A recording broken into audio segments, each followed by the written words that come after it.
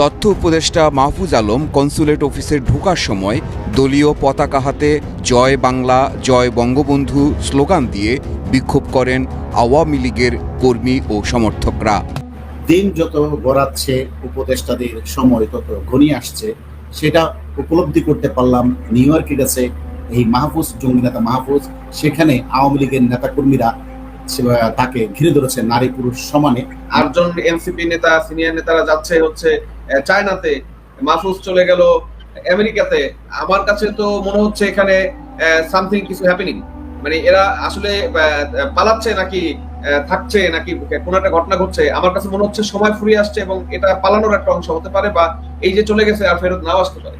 দর্শক, নিউ ইয়র্কে উপদেষ্টা মাহফুজ আলমের উপর ভয়ঙ্কর হামলা করেছে আওয়ামী লীগ। জয় বাংলা স্লোগান দিয়ে যে হামলা করেছে তার উপর তা নিয়ে তোলপাড় সৃষ্টি হয়েছে। উপদেষ্টা মাহফুজ আলম কেন গিয়েছিলেন সেখানে? অনেকেই বলছেন তিনি দুর্নীতি করেছেন, সেই দুর্নীতির টাকা সেখানে পাচার করার জন্য, এমনকি ফ্ল্যাট কেনার জন্য গিয়েছেন। দর্শক, আসলে এই ভিডিওতে আমরা দেখব আসল রহস্য কি, কেন তাকে ধুলাই দিয়েছে আওয়ামী লীগ নেতা কর্মীরা। দর্শক, না টেনে ধৈর্য সহকারে পুরো ভিডিওটি দেখবেন। চ্যানেলে নতুন হলে সাবস্ক্রাইব করে রাখবেন। ভিডিওতে একটি লাইক করে পুরো ভিডিওটি দেখতে থাকুন। তথ্য উপদেষ্টা মাহফুজ আলম কনসুলেট অফিসে ঢোকার সময় দলীয় পতাকা হাতে জয় বাংলা জয় বঙ্গবন্ধু স্লোগান দিয়ে বিক্ষোভ করেন আওয়ামী লীগের কর্মী ও সমর্থকরা।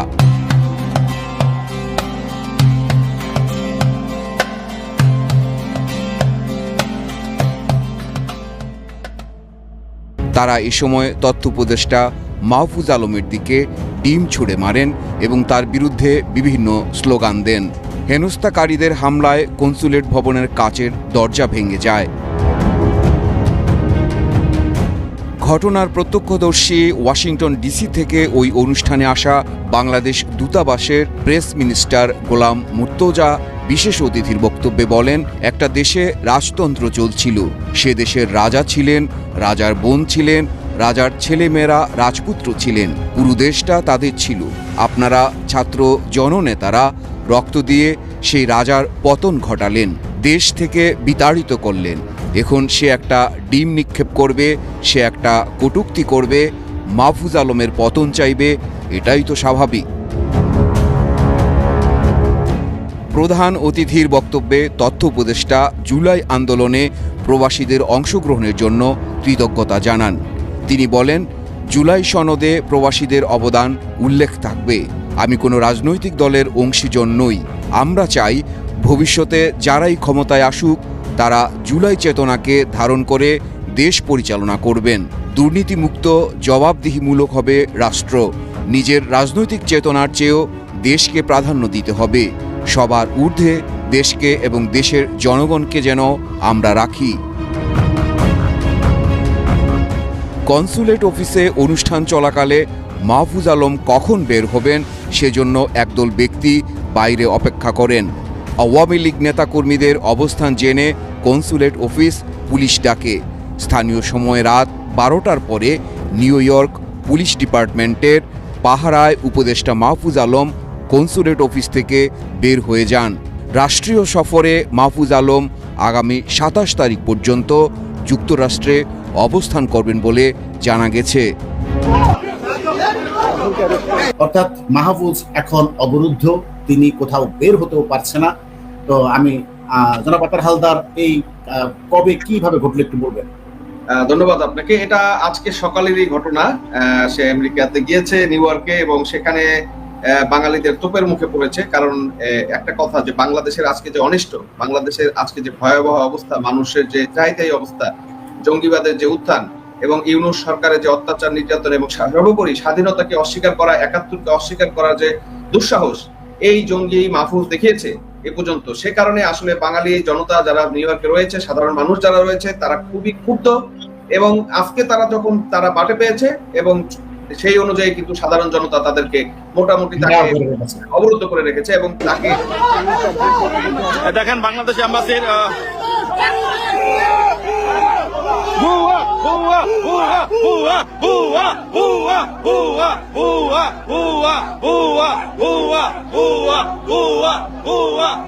অর্থাৎ বাংলাদেশ এমবেসিতেই তাকে ঘেরাও করে রেখেছে ওয়াশিংটন ডিসিতে। এখন প্রশ্ন হলো মাহফুজ সেখানে কেন গেছে জনাব আতাউর রহমান? মাহফুজ ওখানে কেন গিয়েছে সেটা আমি এখনো পরিপূর্ণ ক্লিয়ার না। সে রাষ্ট্রীয় সফরেই গিয়েছে আমি যেটুকু জানতে পেরেছি সামনের, কিন্তু এই বিষয়টা রাষ্ট্রীয় সফরে সেখানে তো কোনো প্রোগ্রাম নাই বা কোনো আমন্ত্রণ নাই, সেখানে রাষ্ট্রীয় সফর কিভাবে হয়? সেখানে তো কোনো আমন্ত্রণ না বা কোনো প্রোগ্রাম নাই আমেরিকাতে। আমার জানা মতো এখনো পর্যন্ত সেখানে কোনো প্রোগ্রাম হচ্ছে না। তো রাষ্ট্রীয়ভাবে যেতে পারে, কিন্তু কারণটা কি আসলে? কারণ ওদের তো যেতে আর রাষ্ট্রীয় সফরের বাধ্যবাধকতা নাই বা কোনো নিয়ম কারণ লাগে না, যেতে যখন যেখানে মন চায় সেখানে যাচ্ছে, দুবাই যাচ্ছে টাকা গোছানোর জন্য। এখানে কি রাজনৈতিক আশ্রয় নেওয়ার কোনো বিষয় আছে কিনা?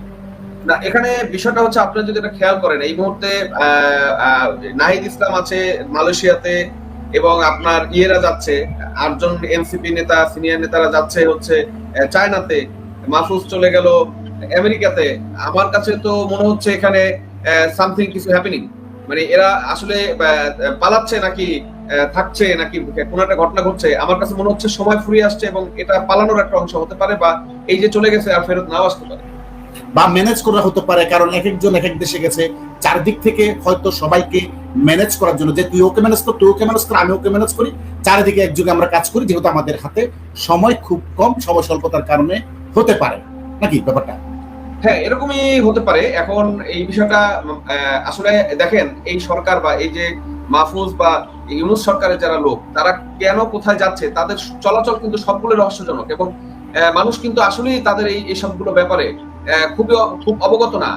বাংলাদেশের মানুষরাও যে খুব অবগত সেটা না, এই যে তাদের সন্দেহজনক চলাফেরা। এবং আপনি দেখেছেন আমেরিকা বা আমেরিকার প্রশাসনের সাথে তাদের একটা দহরম মহরম করার চেষ্টা বা গুটিবাজি করার চেষ্টা বা তলে তলে দেশকে বিক্রি করে। আপনি দেখেছেন যে তাদের সাথে চুক্তি করেছে, যে গোলামি চুক্তি, আমি নন ডিসক্লোজাবল, যেখানে বাংলাদেশকে একদম এমন ভাবে গোলামি। এটা হতে পারে একটা সুন্দর বলেছেন, যেমন ওই যে বাটপার আশিক, সেটা ওয়াশিংটনে বসে একটা চুক্তি স্বাক্ষর করেছে, এমডিআর যেটা চুক্তি, ওই যে তার জ্বালানি সংক্রান্ত।